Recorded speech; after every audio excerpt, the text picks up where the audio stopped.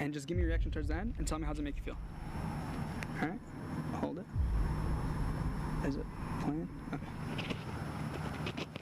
أعوذ بالله من الشيطان الرجيم بسم الله الرحمن الرحيم لا أقسم بيوم القيامة ولا أقسم بالنفس اللوامة أيحسب الإنسان أن لن نجمع عظامه بلى قادرين على أن نسوي بنانه بل يريد الإنسان ليفجر أمامه يسأل أيان يوم القيامة فإذا برق البصر وخسف القمر وجمع الشمس والقمر يقول الإنسان يومئذ أين المفر كلا لا وزر إلى ربك يومئذ المستقر ينبأ الإنسان يومئذ بما قدم وأخر بل الإنسان على نفسه بصيرة ولو ألقى معاذيره لا تحرك به لسانك لتعجل به إن علينا جمعه وقرآنه فإذا قرأناه فاتبع قرآنه ثم إن علينا بيانه كلا بل تحبون العاجلة وتذرون الآخرة وجوه يومئذ ناظرة إلى ربها ناظرة ووجوه يومئذ باسرة تظن أن يفعل بها فاقرة كلا إذا بلغت التراقي وقيل من راق وظن أنه الفراق والتفت الساق بالساق إلى ربك يومئذ المساق فلا صدق ولا صلى ولكن كذب وتولى ثم ذهب إلى أهله يتمطى أولى لك فأولى. So, what do you think it is? How does it make you feel? It makes me feel that someone's trying to indoctrinate me into the Muslim religion, as far as what the beliefs are, somewhat, not maybe total indoctrination, but kind of like some of the ideas that are in that faith. And since I don't know a lot about the Muslim faith, religion that thinks it's the only one, you know, and Christianity thinks that too, and probably a lot of other religions. Yeah. So to me, that's the real problem with religions, is that everybody thinks theirs is the best. And I think that, you know, if we would just think about religion as being something that's supposed to help us be good people, then we could be more accepting of other people's religions too, because obviously there's things in your religion that are trying to help people be good people. And so my view of religion is that you shouldn't be so centered only in yours and not interested in learning about others, and because there's a lot of similarities in certain aspects, probably in all religions. And so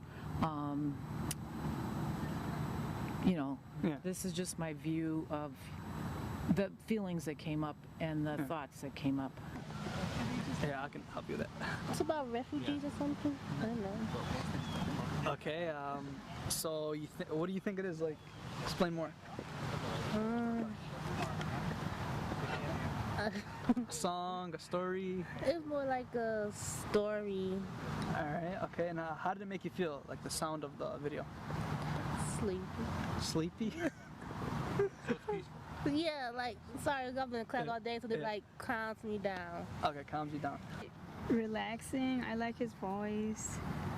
Like, I already know what Quran is. It's like, if I listen to someone else reading Quran and they're actually good at reading it, it's pretty relaxing and it makes me feel calm.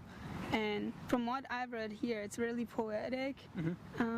Like, it's like it has really deep meanings to the verses. Yeah. So if you actually understand what they mean, you would be. It's really pleasing to read. Like, So you said that when we were talking before we started filming, you're an ex-Muslim. Can you like explain like your story a little bit?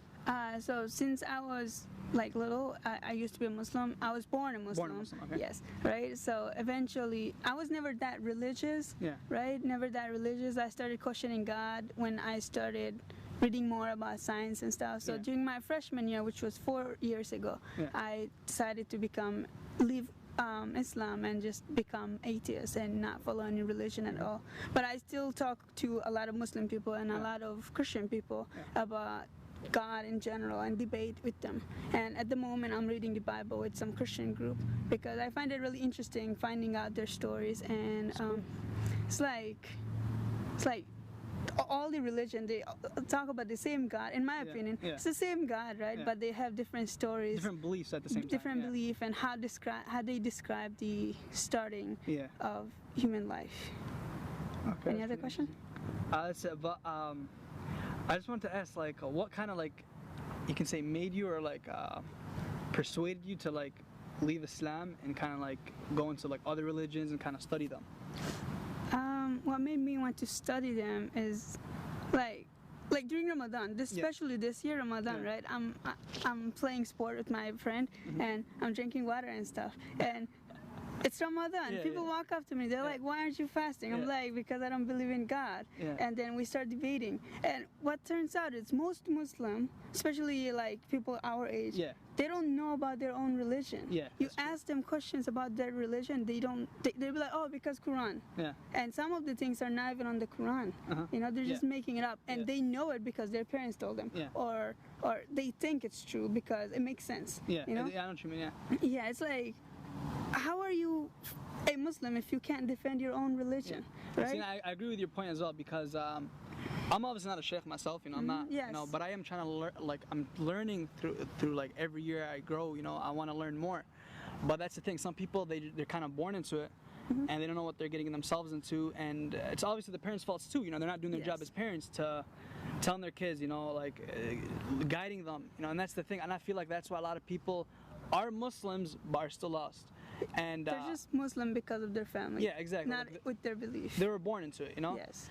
And with what I see too is some people that were born non-Muslims and become Muslims are better than the Muslims that were born as Muslims. Yes. You know what I'm saying?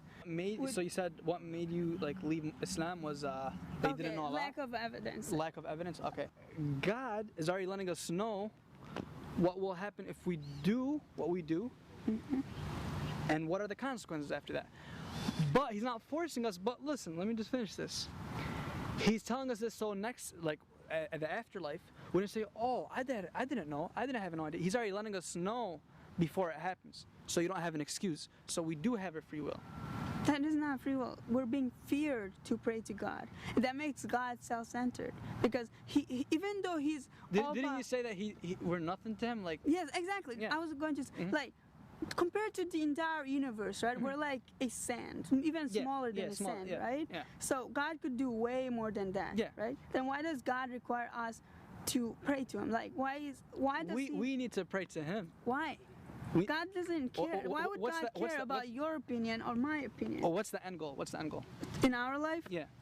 Like, to go to heaven. All right. And in order to get to heaven, you got to do good things, right? Perhatikan sahabat beriman. Begitu fokusnya mereka melihat video yang mereka putar. Ini adalah benih-benih hidayah mulai menempel di hati mereka. Dan video berikutnya adalah bagaimana YouTuber Eropa yang sudah menjadi seorang mu'alaf.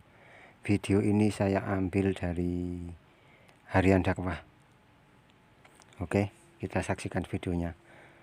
Oke, dengan berakhirnya video ini, saya berterima kasih pada sahabat-sahabat beriman yang telah meluangkan waktunya untuk melihat dan menonton video saya.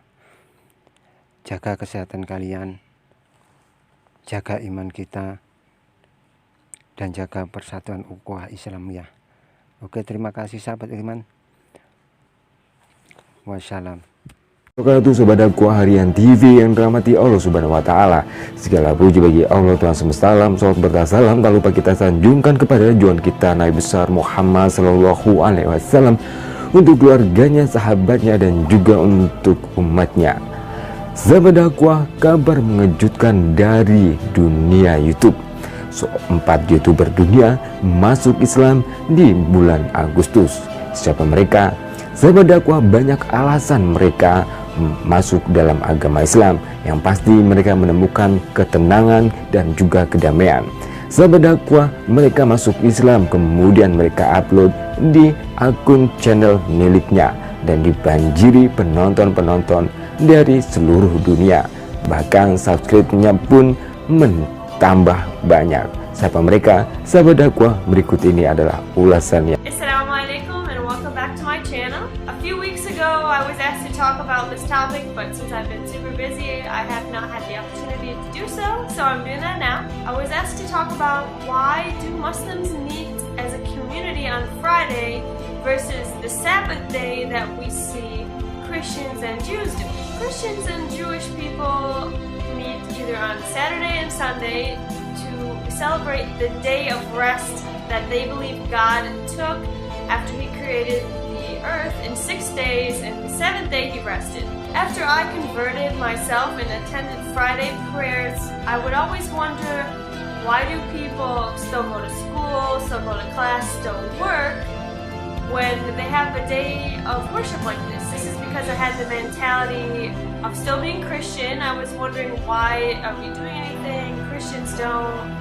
I was confused. Muslims do believe that the world was created in 6 days, but we do not believe that He rested on the 7th day. Let me explain why. Because God is God. God does not need to rest. God does not need to even sleep. And it even says this in the Quran several times. Verses like 7:54, 10:3, 11:7, and 25:59. In these verses, it says that God created the earth in 6 days and then He descended to His throne.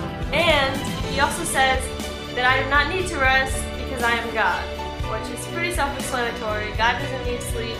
He's a pretty powerful person. Another thing that Muslims believe, we believe that 1 day of God's does not equal 1 day of our days. This is another scientific miracle from the Quran. God's days could equal 10,000 days to our 1 day, or 10,000 years. We have no idea. Allahu Alam. This proves that our earth is a lot older than it actually is. I know there's been some scientists who've converted to Islam after hearing this. You hear that one of God's days is equal to about 10,000 years. It makes it a little bit easier.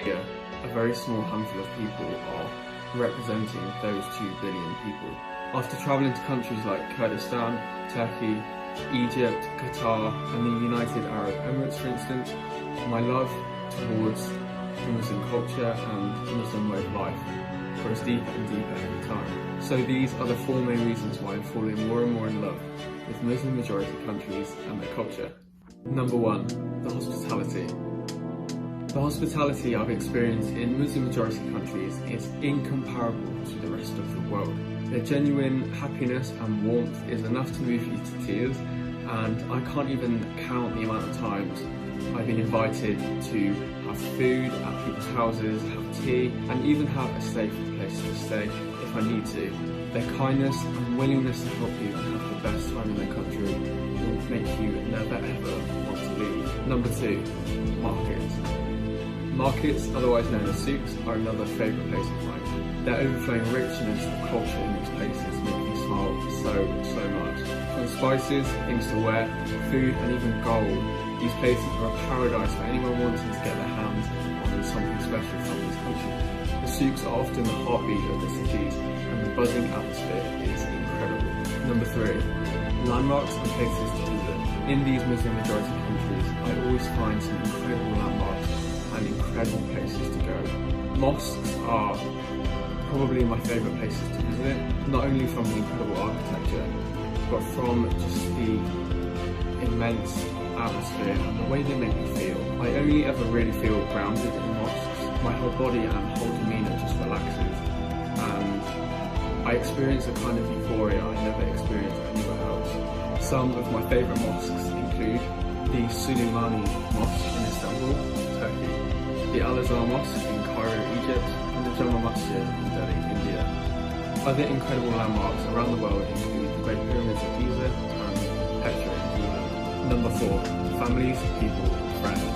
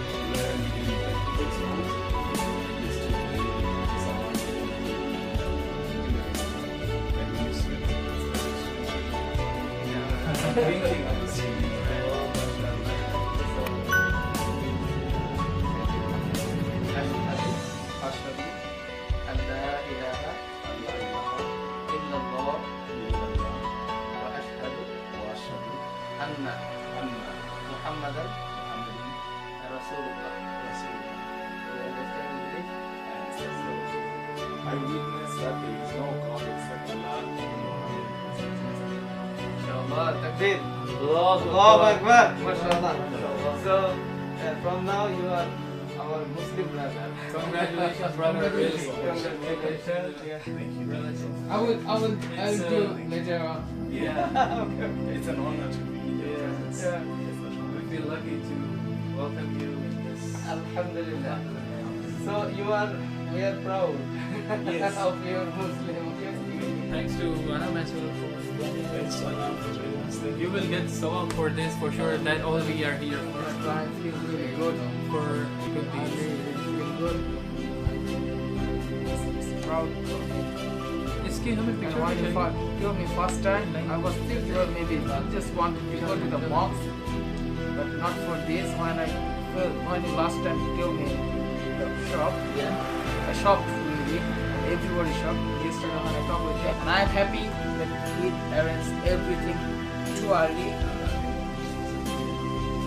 And it's a proud for मुझे इसने कल phone करके बताया कैसे कि Hey yo, skirt man, check this out. What's our family? Welcome back. I just want to let y'all know that right now I have a special treat for you guys. I want you guys to follow me right now. I have my friends, I have 2 of my Christian friends right now that hit me up and said, Watwa, I need a Quran. And to me, I was like, alhamdulillah, like I feel honored. I feel great that you're gonna ask me for a Quran. It's like, all right, great, man. That's what the Watwa Family Foundation is about. So what I'm gonna do right now is I'm gonna do something special, and I want the Watwa family to follow with me right now. What we're gonna do is we're gonna bring these Qurans to my friends. Mind you, my friends are Christian. We're gonna bring these Qurans to my friends, and we're gonna specially deliver it to them right now. As you can see, I have the Qurans right here, ready to deliver, as y'all can see. So we're about to go ahead and do this. If this is your first time on the channel, make sure you go ahead and subscribe to join the Watwa family. Also, before we get started, put a like on the video. And guys, let's go ahead and make somebody's day, man. Go ahead and bring the light, man. All praise to Allah. Let's go. Watwa! All right, just pulled up to my boy Tony. Yo. Got Special delivery. What's up, bro? What's up, bro? Not much, man. Got my camera in here. Shout out to my head, alright. What's up? What's up, y'all? But yeah, I had to come and bring you these, bro. Alright, G. I was finna ask you for them anyway, though. Yeah, I remember I had looked at the other footage and I was like, I seen when you was like, man, where Vic at, man? I'm trying to get a Quran. I was like, so I gotta come bring it to him, man. Oh yeah. I was I had one in the car though, bro. My kids had that. Oh, okay, 10-4. Well, all I know is, bro, just read. Like, you know I got you, bro. I was reading before I got messed up. But what you just got off? Yeah, I had got off, came through something else.